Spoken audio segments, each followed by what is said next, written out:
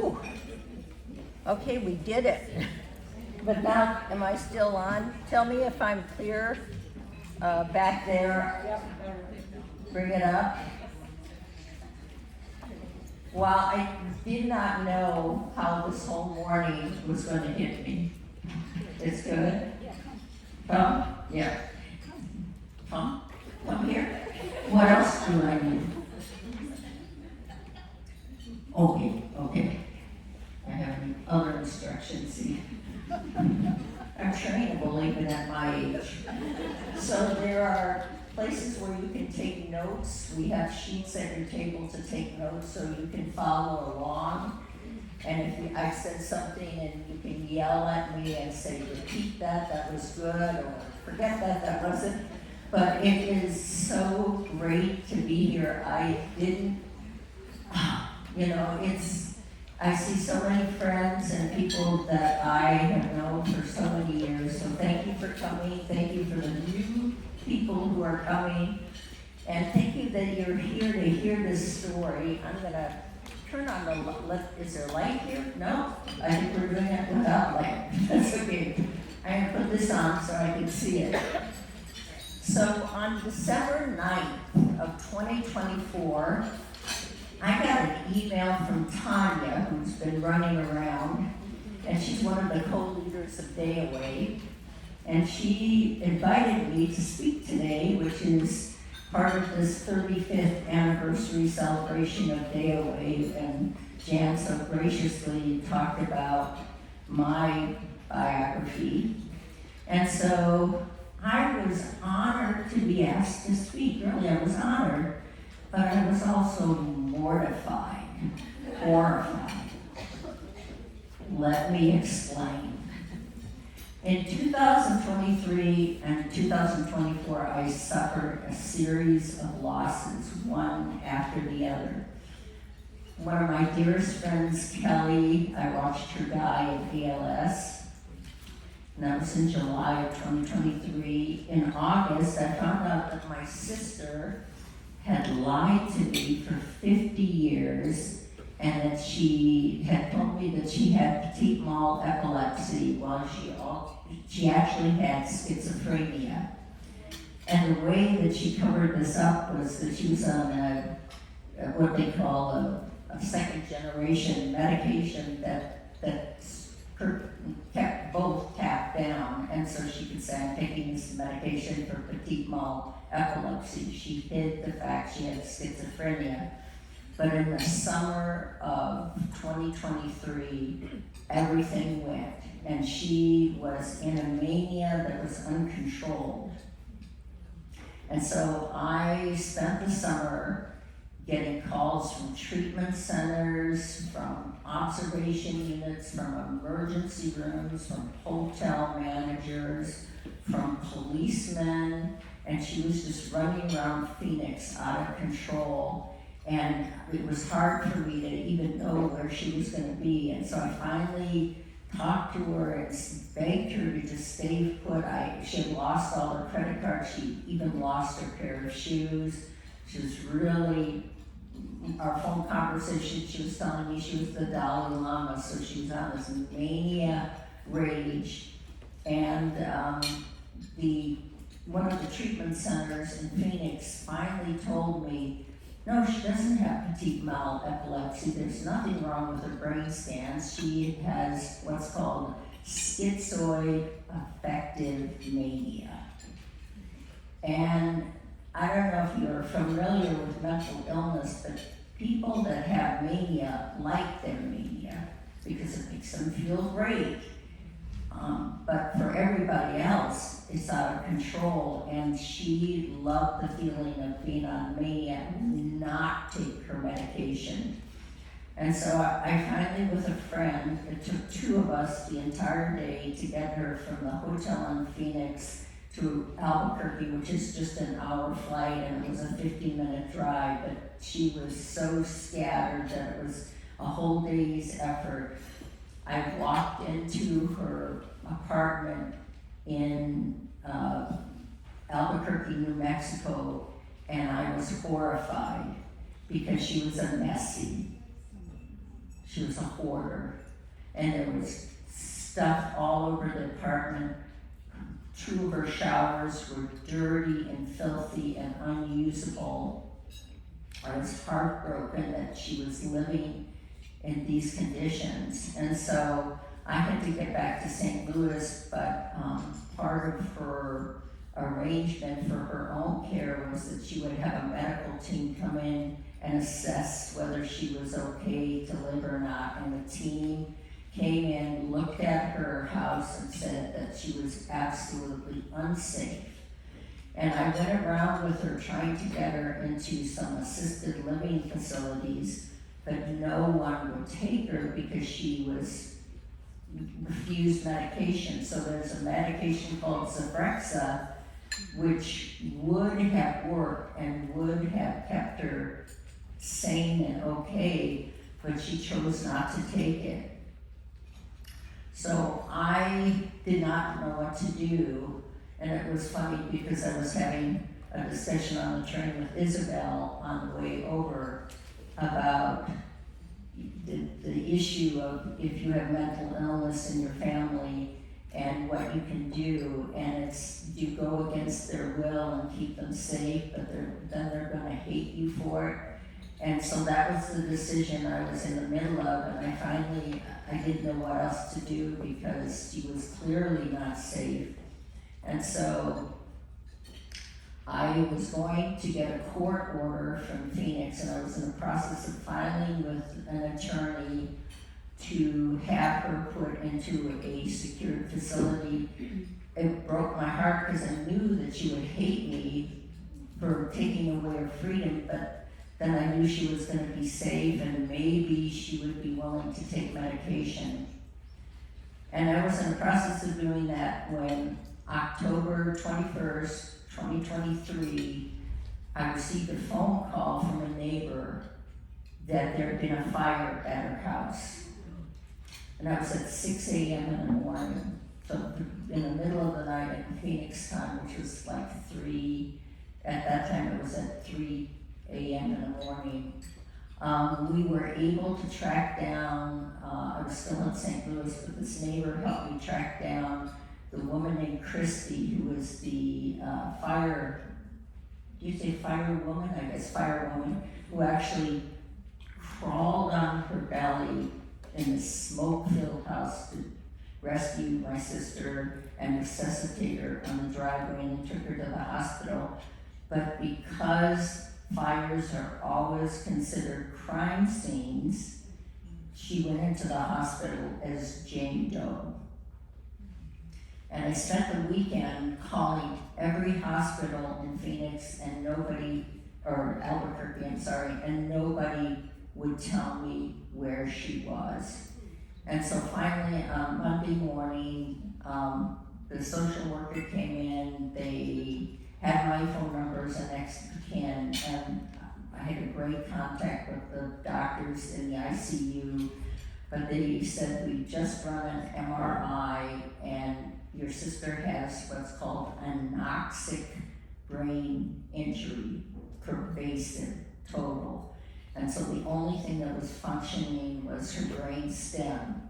So I flew to Albuquerque, I called up all her friends, I had I had a chaplain come in, we were by her bedside, we took her off life support, and she died within 2 minutes. And then I stayed to organize a memorial service, and I had luckily gotten some artwork out of her house on a previous trip, and so I had that. And I flew back to St. Louis. She was my last living relative on earth, and I felt so alone on the planet.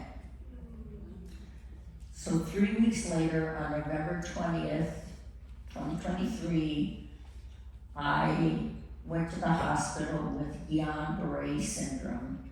Now, Guillain-Barré, if you're not a doctor, we have one doctor in the room, I know that, but for all the others of you that did not attend medical school, Guillain-Barré is a rapid onset attack of the myelin sheath around your nerves. And so it is like this. And so I went within a period of 2 weeks from kind of stumbling and tripping over my feet to the 20th when I took Oscar out for a walk. I used a cane, and all of a sudden I came in and I was dragging a leg. I couldn't move my leg. And so I called up a friend and I said, I think I need to go to the hospital. Called up my doctor. She said, you have 2 choices. So I took the better choice and went. My friend took Oscar, and I went to the hospital, and by the time I got to the hospital, I couldn't use both legs. And so, they diagnosed me pretty quickly with what I had, but it was a crazy time, but that is not the worst. Late December of 2023, my oldest friend of 50 years, who called me every single day that I was in the hospital, knew I was having a hard time, and so she suggested that after Christmas, I try to come out to California. And so at that time I was using a walker, I had crutches, I had AFO braces, which keep your feet from going like this because I couldn't move my feet. I couldn't go like this. I didn't have my hip flexors. I didn't, So I made it. I had wheelchair assistance, got out to California, and she was kind and understanding and listened to me as I described how I thought my life was never going to get back to anything normal. But I was also an emotional mess, and my feelings were touchy and unfiltered. And so on January 1st, 2024, I was invited by her to a little New Year's party where the men watch football and the women talk. If you're an American, maybe you can relate to that. How many can relate to that story? That's what they do on New Year's. I don't know what they do in Switzerland, but that's what they do. And I was here for 20 years. I still don't know what people do on New Year's. Yeah, what do they do? Ski. Okay, no, but anyway, I might have been better off there. But anyway, so we were at this New Year's party. There was just a few people, and there was a little group around my friend Lynn, and these women were talking about how wonderful Lynn was and how great she was doing with the women's group at our church, at her church in California. And then biting sarcasm came out of my mouth. I cannot imagine that I would say such things, but I said them.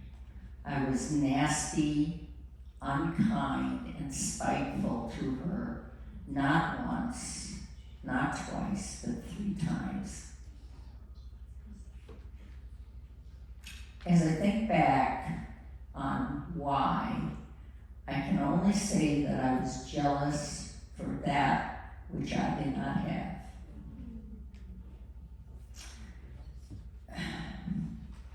The next morning, I pleaded for forgiveness, and she drove me to the airport in silence. She forgave me, but she asked me not to contact her.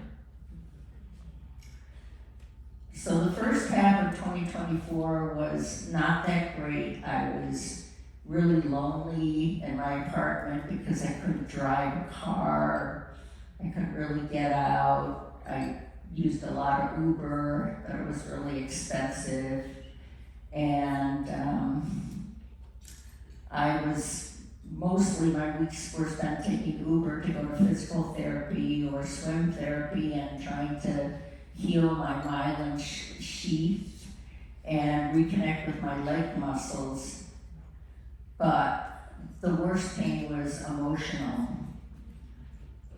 I mentioned that I felt very alone, but it was really shame. My shame was so great that I could not tell anyone what I had done to my friend Lynn. I couldn't tell anybody. I was filled with self-hatred. Every day I begged God for forgiveness, but I never felt forgiven for betraying a friend of 50 years. I pleaded with God that my friendship would be restored. I hoped that Lynn would send me a birthday card or a Thanksgiving card, as she always did every year. But these dates came and went, and I was left crushed and disappointed. And I wondered how I could be so awful.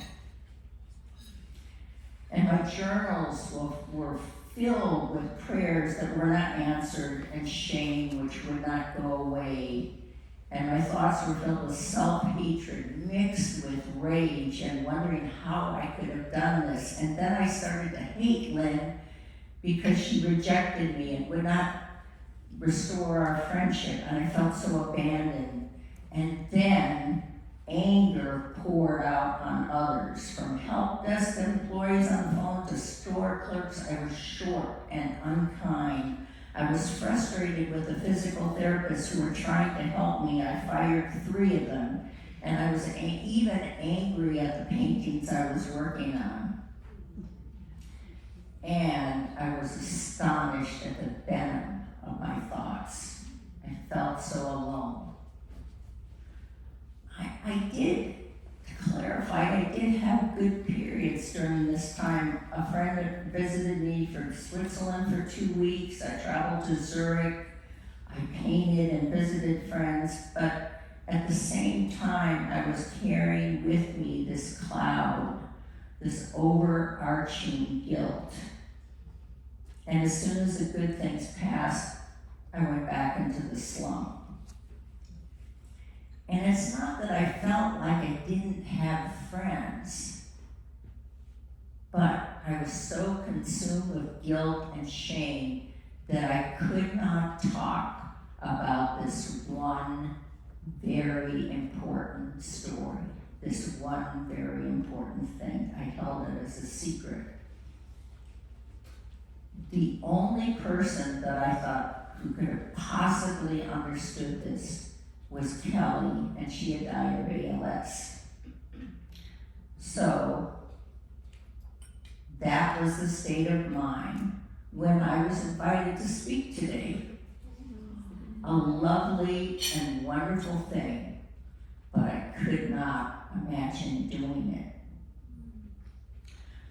A few weeks after the invitation came to speak on January 13th, 2025, now the organizers of Day should be getting nervous at this point because you just invited this person to speak and she has nothing to say. But anyway, a friend of mine came over for dinner. My friend Petra came over for dinner, and I shared with her that I'd been invited to speak and that I had nothing to say, nothing to give, no wisdom to impart, that I was at the bottom. And that night at dinner was the first time that I shared with anyone what had happened, the incident with Lynn. I finally, for the first time, verbalized what was going on inside of me. And honestly, once I put words to it, it was scary. It alarmed me. And I put words, I guess for the first time, to the dark hole that I was really in. I shared that with somebody else. As I lay in bed that night, I could feel this very deep bottom place.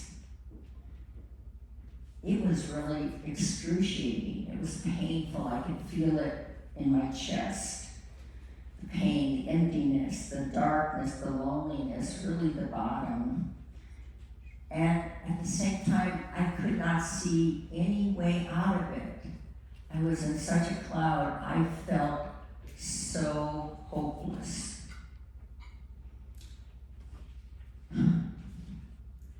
And so so, in the depth of my desperation, I cried out to God. Now, I have been praying for 1 year for God to answer one specific prayer: restore my friendship with Lynn. But this prayer that I prayed that night was different. I cried out for help. Help me. I'm at the bottom. I need your love. I can't make it without you. And I received love and comfort in a visceral way, in a way I could feel, like the bloody man on the side of the road, beaten and comforted, being loved by the Good Samaritan. I felt the very present love of God. I experienced God's love for me. The next morning, January 14th, 2025, my journal entry was very different. My prayer was different. I made this crazy, illogical statement, and I'm going to read it like it was in my journal. Thank you that I am here in this painful place because it caused me to cry out to you. Would I have come to this place of crying out to you without the pain of losing my dear friend? I don't think so. This place, this prayer, and this cry for help were different. Well, we've all been in dark places, haven't we? Places that feel like there's no way out. I want to talk to you about 3 things that helped me at the bottom that might be helpful to you if you find yourself at the dark place in the bottom. But first, I'd like to set up some ground rules for our discussion. As we begin to explore the bottom together, can we do it in a comparison-free zone? Let me explain. In February of 2023, I went to see my friend Kelly, who was laying on her recliner, very impacted by ALS. And I had just found out, this was in February, that my beloved sailboat, the Sea Otter, that I'd lived on for 5 months, was destroyed by Hurricane Ian. And it was not clear if it could be repaired or when it could be repaired or what I should do with this boat. And I was there seeing Kelly pouring out my woes about my sailboat to this woman. And then I stopped myself and said, wait a minute, here I am complaining about my sailboat and you have ALS. I have nothing to complain about. But she wisely said to me, pain is pain. We don't need to compare. So that's ground rule number 1. Pain is pain. We don't need to compare. And then the second ground rule that I'd like to set is maybe a little more difficult to understand, but let's do it in a judgment-free zone, okay? Be judgment-free as well. So you may have played a part in bringing about the bottom place that you're in. I certainly was at fault. Or maybe someone betrayed you and you're feeling the impact of that. Someone has abandoned you. May I ask that we can explore the bottom together without any judgment of ourselves and others. A little water ritual. So now that we're at the bottom together, we're all at the bottom, very dark. The question is, what do we do here? I had just spent almost 2 years at the bottom, mostly shut down. So the question is is it possible to find beauty at the bottom?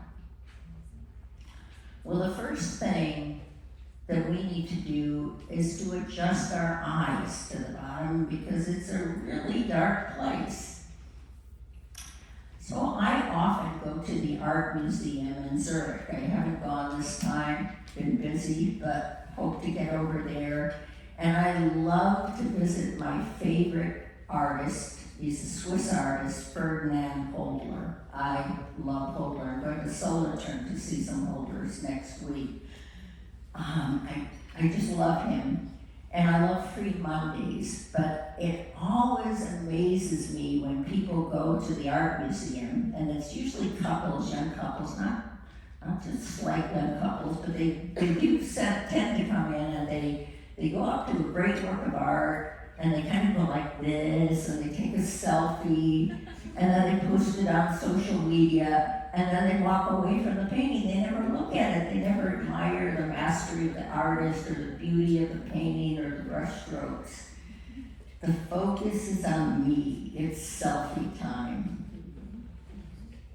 So when I said thank you for this dark place that I was in, I was actually turning on the light switch to see my situation in a new way, not in a way that only saw my pain and my devastation and my hopelessness, but in light of what God might be doing in my life. Was there something that He wanted to do? But let me stop and make some distinctions about thankfulness, because I want to talk about kind of two kinds of thankfulness. Many of you might have heard of the Gratitude Project that came out of Berkeley. Has that come to Switzerland? Has anybody heard about it? Anyway, the Gratitude Project came out of UC Berkeley, UC Davis. It's been around for a couple of years. And they study the neuroscience of gratitude. And gratitude actually changes the brain's neural pathways. And it increases resilience and well-being.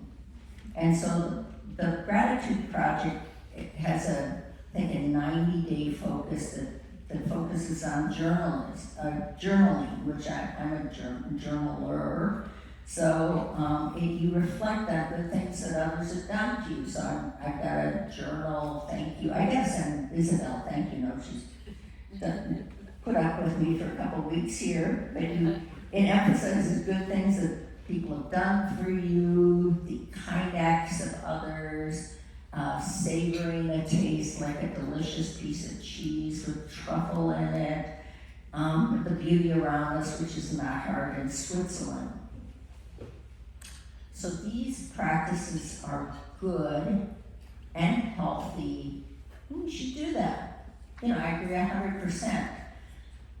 But I am challenging you to think about differently, let me rephrase that and say I'm challenging you to think differently about what we might be grateful or thankful for.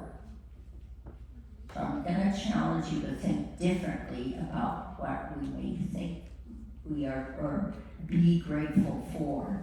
So is it possible for me to be grateful for the end of a 50-year-old friendship with the result that I'm now sitting in a dark hole? That's the question. It's a shocking question. But you see, I was beginning to see a clear line that linked three things. First, my horrible behavior toward my friend and the end of my friendship, my deep shame and the dark hole that I was in, and my desperate cry to God and the love that I received. Before this moment of crying out to God and thanking Him for the loss of this friendship, I was in a state of self-absorption, like the selfies of the art museum. I was ashamed. I was angry at myself. I was angry at the world. I only saw my loss, my pain, my guilt, my grief, my hopelessness, that our friendship would never be restored. My thank you to God for the end of the 50-year-old friendship, I must admit, at first, was not a very strong thank you. It was pretty weak, but it was a tentative first step. It shifted my thinking. I began to see the bottom was exactly where I needed to be. I started to get acclimated to this place, and it was beginning to feel less horrible. You know, when we're at the bottom, we fight to try to get out, don't we? We don't want to be there. We will do anything, self-medicate, play games on the computer, do anything to avoid it. But it began to feel less horrible, and I stopped fighting it and hating the place I was in, and I stopped trying to escape it, and I had all sorts of ways to escape it. We all have ways to escape it. Computer games, shopping, whatever, medication, drinking, I don't know. So, the bottom started to become a place of movement and possibility. What might be shifting in my life? Where did I need to grow? So that brings me to the second thing that I began to see, these shifting things. Well, there was a shift, a big shift. And I want, by way of story, to illustrate it to you. So I began to honestly look at myself and take an inventory of where I was. And I journaled my inventory. It was a very complimentary list. I saw my disappointment with life clearly. Life had let me down. I saw I was super critical. I saw my sense of entitlement. I deserved the best in service, the best in food, you name it. I noticed that every time I went to a restaurant, I was disappointed. I was super critical. It didn't please me. And then, well, this is the one that maybe takes a little bit to unwind, but I began to see that I was holding positions or stances that were not healthy. You know, we make self-pledges to ourselves, don't we? I don't know if you can relate to that, but here's an illustration of my stance and position, and maybe it would help you kind of think of something in your life. I will never go to the Tuesday morning women's Bible study at my church. That was my position. Now, you may think that's a really dumb position to hold, some of you, or you may think, what difference does that make? It's a personal preference. It's a choice. Why is that important? You're free to make any decision that you want to make. If you don't want to go to the Tuesday morning Bible study, don't go. No big deal. Well, I had my excuses not to go. Well, I went to seminary. I didn't need a Tuesday morning Bible study. I'm pretty smart, smarter than all those other people. I have a dog that needs me in the morning. And I have to say, Oscar always needs me, so not an excuse. I'm busy. I have other things I need to do. But you see, the curtain was drawn open. And I began to be honest with myself and see the real reasons that I wasn't going. I had taught a Bible study for 20 years in Switzerland. Was I jealous that I wasn't the one teaching? I looked at the group of women that met on Tuesday morning and made a judgment. No one in that group of 100 women was like me. No one could possibly relate to me and my experiences. So there it was, jealousy, judgment, and arrogance. So on January 21st, 2025, I went to the Tuesday morning Bible study. Well, it actually turned out to be really wonderful. The woman, Abby, who taught was great. I loved the way she taught. She was so cool. But what they had was a lecture first, and then he broke into smaller groups afterwards, and I had no idea which group to go to, so Abby suggested a group to me. I walked into the room, and I was horrified. The group seemed to be filled with women that all could have come out of this TV set Dallas.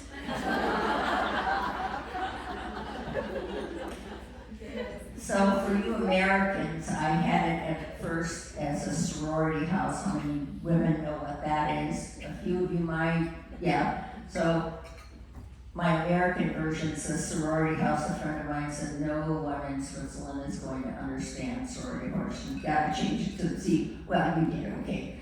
So I made this judgment. They look like the TV set of Dallas. And that is so not me. I will not fit in, they will not like me, and I will not like them. Okay, I could not have been more wrong. These women turned out to be deep, joyous, accepting, loving, caring about each other, and transparent. And these women loved on me. They really did, and I love these women. So, this is important. I want you to write this down. When we know that we are loved, we feel able to look at ourselves in an honest way. When we know we are loved, we can look at ourselves in an honest way. When we know we are loved, we can start looking inside ourselves and see if there's hurtful ways in us that need to change. That's what was going on with me. Well, I'm going to take a break here and let you consider some questions that your table hostesses are going to lead you on. Okay, I have been really, really vulnerable with you. But I have to say, it took me a long time before I could share this story with my friend Petra. It took me over a year to share the story with anybody, what had happened with Lynn. So I know it's hard to be vulnerable. So my first questions have to do with that vulnerability. Why do we think we try to self-protect and hide? And what would make it easier or possible for you to be vulnerable with someone? So that's the first part. How long do we have for table discussion, Jane? What's the? I think it's 20 minutes. 20 minutes? Okay, so if you plow through that one in 10 minutes, which you may or may not, there is a second question, and you have, your table has choice. Can you think of a hard season in your life that you can look back on and see that something good came up from it? Did this hard experience, I can't even read, this hard experience teach you something? I can't read backwards anyway, so did it change you for the better? Jane, do you step out now? What happens now? Or do you have to do logistics or what's going on next? No, we can have discussion on these questions and then I'll come up and announce it, right? Okay, so we're gonna do questions for about 25 minutes, 20 minutes, and then Jane is gonna come up and kind of tell you where the best next steps and some announcements.